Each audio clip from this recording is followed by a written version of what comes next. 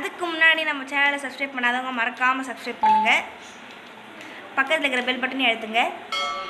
வாங்க வீடியோக்குள்ளே போகலாம். ஹலோ ஹாய், எல்லோரும் எப்படி இருக்கீங்க? நான் பேட்டை தமிழ் சேனல் டெல்லி பேசுகிறேன். நம்ம கிளைமேட்டு தான் வீட்டில் வெயிலெல்லாம் மழை பெய்கிற மாதிரி தான் இருக்குது.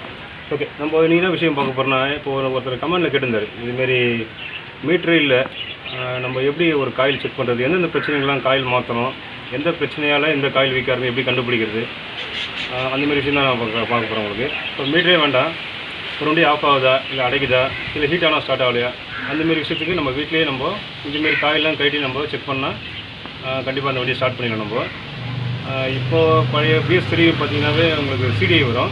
இப்போ ஒரு வண்டிக்கெலாம் ECUன்னு சொல்லுவாங்க, அது வருது. அதனால் நம்ம BS3 தான் போட்டிருக்கோம். இப்போது ஒரு பேசிக்காக ஒரு எலக்ட்ரிக்கல் செக்கப்பு, ஒரு காயில் செக்கப்பு இந்த வீடியோவில் நீங்கள் பார்ப்பீங்க. ஓகே, அதுக்கு முன்னாடி நம்ம சேனல் சப்ஸ்கிரைப் பண்ணுங்க, மறக்காமல் சப்ஸ்கிரைப் பண்ணுங்கள்.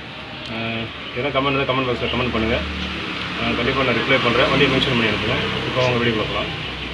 ஹலோ ஹாய், எல்லோரும் இன்றைக்கி என்ன பார்க்க போகிறோன்னா, இப்போது ஒருத்தர் நிறைய கமெண்டில் கேட்டிருந்தார், சமயம் நம்ம கையில் மீட்ரு இல்லை, ஒரு காயில் நம்ம எப்படி செக் பண்ணுறதுன்னு தான் காமிக்க போகிறோம். இப்போ ஒரு வண்டி ஸ்டார்ட் ஆகலையோ, வண்டி அடைக்குதோ, இல்லை வண்டி ஹீட் ஆகணும், வண்டி ஆஃப் ஆகிடுது, இதுக்கெல்லாம் என்னென்ன காயில் செக் பண்ணணும், எப்படி மாற்றணுன்ட்டு நான் ஒரு சிம்பிளாகவே சொல்கிறேன் உங்களுக்கு. எந்தெந்த காயில் எதுக்கு மாற்றணும் தான் இந்த வீடியோவில் காமிக்க போகிறேன் உங்களுக்கு.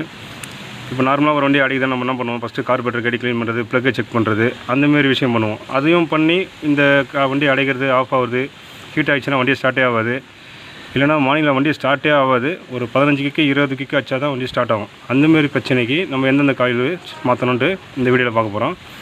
ஃபஸ்ட்டு நம்ம பார்க்க போகிறது இந்த சார்ட்டர் பிளேட்டு காயில் வரும். ஓகேங்களா, இது BS3 மாடல். இது BS4க்கும் இதே தான், BS6க்கு எல்லாம் ஒரே மாதிரி தான் இருக்கும். காயில் கொஞ்சம் டிஃப்ரெண்ட் இருக்கும் தவிர, ஆனால் எந்தெந்த பொருளை மாற்றினா கரெக்டாக இந்த வண்டி ஸ்டார்ட் ஆகும் அப்படின்னு காமிக்க போகிறோம். ஃபஸ்ட்டு நம்ம இதை கட்டுறோம் பாருங்கள்.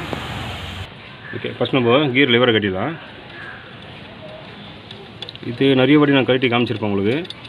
ஆனால் நீங்களே வீட்டில் இருக்கும்போது இந்த பிரச்சனைக்கு இந்த காயில் தான் மாற்றணும், அப்படி ஈஸியாக கண்டுபிடிச்சி நீங்களே பண்ணிங்கனாவே அந்த ஃபால்ட் வராது. இது மேக்னெட் காயில். ஓகேங்களா, இப்போ வரதெல்லாம் லேம்பு காயில், ஏன்னா ஸ்டார்டிங் காயில் எல்லாமே ஒரே இதில் வந்துடும் உங்களுக்கு. இப்போ BS3 மாடலுக்கெல்லாம் தனித்தனியாக கொடுத்துருப்பாங்க. BS3 மாடலில் எதனா பிரச்சனை வந்துச்சுன்னா தனித்தனியாக கூட நம்ம மாற்றலாம். ஆனால் BS4 BS6 எல்லாம் பண்ண போகிறது ஸ்டார்டிங் ஆயில் மொத்தமாக தான் மாற்றணும். ஓகேவா, ஓகே, இதுதான் மேக்னெட். இது மேக்னெட்டுக்குள்ளே தான் அந்த 3 காயிலும் இருக்கும். அந்த காயில் எப்படி இருக்குன்னு காமிக்கிறேன் ஃபஸ்ட்டு உங்களுக்கு. ஓகே, இப்போது இதே காயில் தான் நான் தனியாக வச்சுருக்கேன் உங்களுக்கு. இது நம்ம ஓப்பன் பண்ணால் இதுமாரி 3 காயில் கொடுத்துருப்பாங்க. இதுதான் லைட்டிங் காயில். ஓகேங்களா, நீங்கள் வண்டியில் ரெட்டிஃப்ளையர் மாற்றியும் ஹெட்லைட் பல்பு உங்களுக்கு பவர் கம்மியாக இருந்துச்சுன்னா கண்டிப்பாக இந்த லைட்டிங் காயில் மாற்றணும். இதுவும் தனியாக கிடைக்கும். இந்த ஸ்க்ரூ கட்டினாவே இந்த லைட்டிங் காயில் தனியாக எடுத்துடலாம். அதுக்கப்புறம் நான் சொன்ன பார்த்தீங்கன்னா வண்டியில் காலைல ஸ்டார்ட்டே ஆகாது, அப்படியே ஸ்டார்ட் ஆகி போச்சுன்னா கூட வண்டி ஹீட் ஆகிடுச்சுன்னா ஆஃப் ஆகிடுச்சுன்னா இதுதான் ஸ்டார்டிங் காயில். ஓகேங்களா, இந்த காயில் தனியாக மாற்றலாம். இதோட விலையே 450 ரூபா 200 இருக்கும், அவ்வளோதான். இது பல்சர் காயில், பல்ஸ் காயில். ஓகேங்களா, இது வந்து இந்த இருக்கு பாருங்கள் மேக்னெட்டு, இது பக்கத்தில் இருக்கும் பல்ஸு காமிக்கிறது. ஓகேங்களா, இது மூலியமாக தான் கரண்ட் இதாகுது. நல்லா ரொட்டேஷன் வேகமாக சுற்றும் போது இது வண்டி அப்படியே அடித்து ஓடுது, வண்டி ஐலிங்கே நிற்கலை. அந்தமாரி இதுக்கு என்னாகும், இந்த மேக்னெட்டு இந்தமாரி ரெஸ்ட் ஆகிடும். இந்தமாரி ரெஸ்ட் ஆகும்போது அந்த கரெக்டாக இப்படி சுற்றும் போது கரண்ட் விட்டு தான் வரும். அது என்ன பண்ணோம், இது நல்லா நம்ம எம்ஆர் ஷீட்டில் க்ளீன் பண்ணிட்டு நீங்கள் போட்டாவே கண்டிப்பாக அந்த வண்டி அடைக்கிறது அந்த பிரச்சனையே இருக்காது. இது நிறைய பேர் பார்த்துருப்பீங்க. மீட்ரு இல்லைனா தான் இந்த பிரச்சனை. மீட்ரு இருந்தால் இது எப்படி நம்ம செக் பண்ணுறதுன்னு ஒரு விஷயம் காமிக்கிறேன்.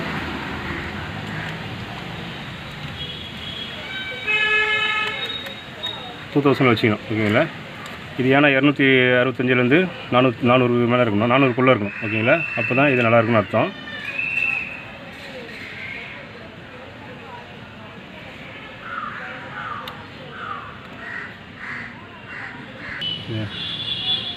இப்போ பாருங்கள் ரீடிங்கு, இது வந்து கண்டிப்பாக எவ்வளோ இருக்கணும், நம்மளுக்கு 200 மேலே இருக்கணும், 465க்குள்ளே இருக்கணும். இது வெறும் 77 80 அந்த ரேஞ்சு தான் இருக்குது. ஓகேங்களா, அப்போது இந்த காயில் கண்டிப்பாக போயிடுச்சுன்னு அர்த்தம். ஓகேங்களா, இப்படி தான் இது வந்து கண்டிப்பாக காலைல வண்டி ஸ்டார்ட்டே ஆகாது.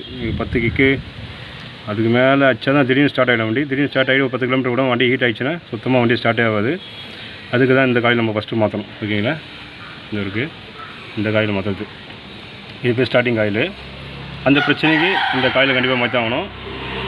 அதேமாதிரி இதுக்கெல்லாம் நம்ம ஹெட்லைட்டு பவர் ரொம்ப லோவாக இருந்து ரெட்டிப்ளையர் மாற்றியும் ஹெட்லைட்டு சுத்தமாக லோவாக இருக்குன்னா கண்டிப்பாக இந்த லைட்டிங் காயில் மாற்றுங்க. இந்த பல்சர் காயில் தெரியும் உங்களுக்கு, இதுவும் தனியாக தான் வரும் உங்களுக்கு. ஓகேங்களா? இதுவும் வண்டி அடிச்சு ஓடும்போது ஃபஸ்ட்டு நம்ம க்ளீன் பண்ணுறது மேக்னெட்டிக் க்ளீன் பண்ணோம். அதுக்கப்புறம் தேவைப்பட்டால் தான் இது பல்சர் காயில் மாற்றணும். இது ஒரு செட் அப்படியே வந்துடும். இது வண்டி ஓடும்போதே ஒன்று வண்டி அடைக்கும். ஓகேங்களா? அந்தமாரி பிரச்சனை என்ன பண்ணலான்னா இந்த டேங்க்கு கீழே ஒரு இக்னிஷன் காயில் இருக்கும், அந்த காயில் காமிக்கிறேன் இப்போது. ஓகே, இது நிறைய பேர் க்ளீன் பண்ண தெரியாது. எமர்சிட்டி வச்சு தான், வேறு ஒன்றும் இல்லை. இந்த டஸ்ட் இருக்கக்கூடாது.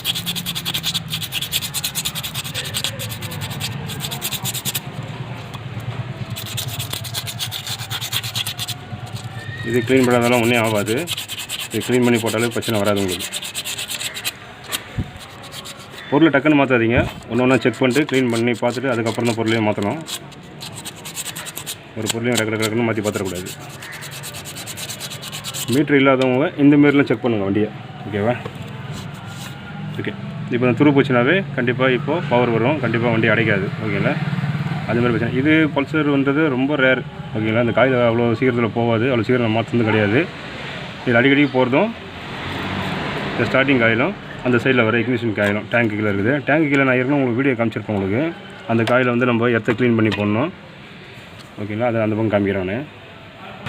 ஓகே, இந்த இக்னிஷன் காயில் பார்க்கறதுக்கு முன்னாடி நம்ம ஃபஸ்ட்டு ஒரு வண்டி ஸ்டார்ட் ஆனாவே நம்ம இந்த லைனை தான் நம்ம கட்டி விடுவோம். ஓகேங்களா? இப்போ BS3க்கு இந்தமாரி லைன் தான் வரும். ஓகேங்களா? அந்த 4 பின் பாயிண்ட் இதை கட்டி விட்ருவாங்க. BS4க்கு BS6லாம் என்ன பண்ணுறது, 2 பின் வரும். அதை நம்ம கழட்டி விட்டுட்டு 2 ஒயர் ஜாயின் பண்ணால் தான் வண்டியில் ஸ்டார்ட் ஆகும். இதை பிடிங்கி விட்டாவே வண்டி ஸ்டார்ட் ஆகிடும்.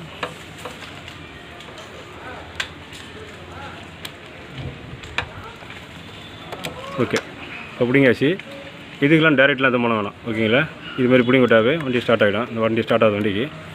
இப்போ கரண்ட்டு நம்ம கரெக்டாக வருதான்னு பார்க்கறதுக்கு இந்த ப்ளக் அடாப்டர் கட்டணும். இப்படி இந்த ப்ளக்கு அடாப்டர் நம்ம கட்டணும். இதில் கரண்ட்டு வரதை பார்த்தே நம்ம கண்டுபிடிச்சலாம் வண்டி கரண்ட்டு எப்படி கரெக்டாக வருது, விட்டு வருதான்ட்டு. கரண்ட்டு விட்டு வந்துச்சுனாவே கண்டிப்பாக இதே நம்ம மாற்றி தான் செக் பண்ணோம்.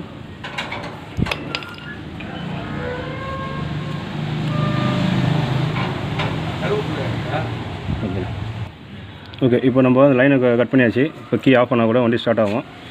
இப்போ நம்ம கரெக்டாக கொஞ்சம் கேர்ஃபுல்லாக பண்ணுங்கள், ஏன்னா கரண்ட்டு கொஞ்சம் உஷாராக தான் பண்ணணும்.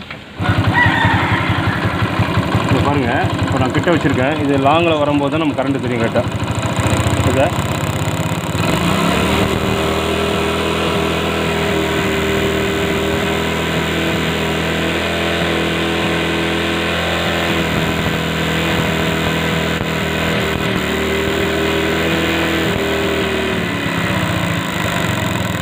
ஓகே, இப்போ நம்ம ஐடிங்கில் இருக்கும்போது இவ்வளோ கிட்ட வைக்கிறோம், கரண்ட்டு கரெக்டாக தான் வருது. இப்போ ரேஸ் பண்ணும்போது கொஞ்சம் லாங்கில் இருக்கும்போது கரெக்டாக வரணும் கரண்ட்டு.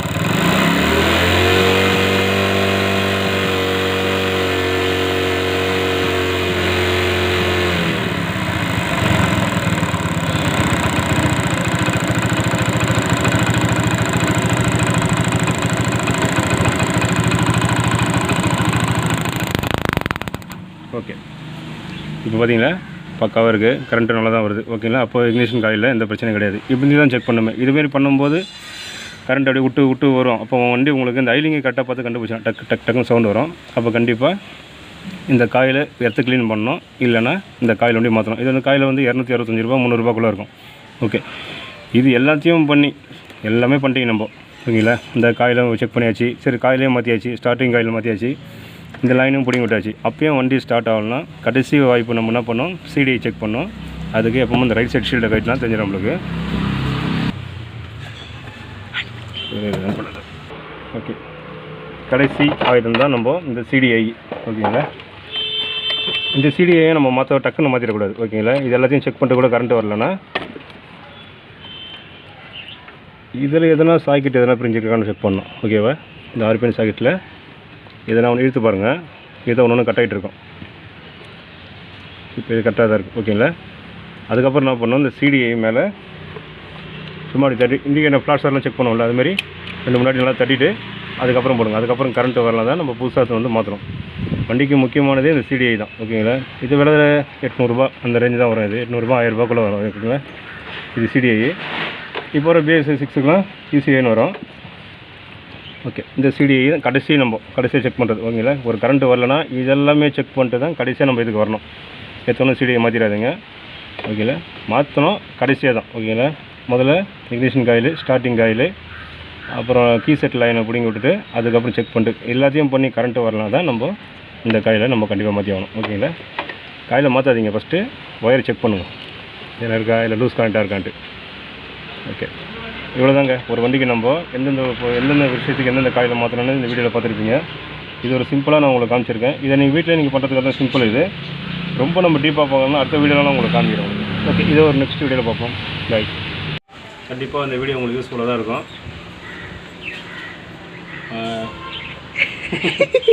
பண்ணுறது ஓகே. வேறு எதனா அடுத்த வீடியோவில் நம்ம இதோட ஒரு நல்ல வீடியோவில் பார்ப்போம். நிறைய பேர் கேட்டிருந்தீங்க BS6 பற்றிலாம் கேட்டிருந்தீங்க. கண்டிப்பாக BS6 வந்து OPD வச்சு எப்படி செக் பண்ணுறது, எப்படி எரர் பண்ணுறது, எப்படி சாஃப்ட்வேர் அப்டேட் பண்ணுறது. சாஃப்ட்வேர் வந்து நம்ம OPDயில் வச்சு பண்ண முடியாது. ஆனால் ஒரு வண்டியில் ஃபால்ட்டை கண்டுபிடிச்சின்னா எரர் பண்ணலாம், எதனாலும் பண்ணலாம். ஓகேங்களா? அடுத்த வீடியோவில் BS6 பற்றி நம்ம ரொம்ப டீப்பாக பார்ப்போம் உங்களுக்கு. ஏன்னா இப்போ வரது நிறைய BS6, அது நடுவில் இந்த BS3, BS4 எல்லாமே போட்டு தான் இருப்போம் நம்ம. ஓகே, வீட்டிலே நம்ம சிம்பிளாக பண்ணுறது இந்த வீடியோ.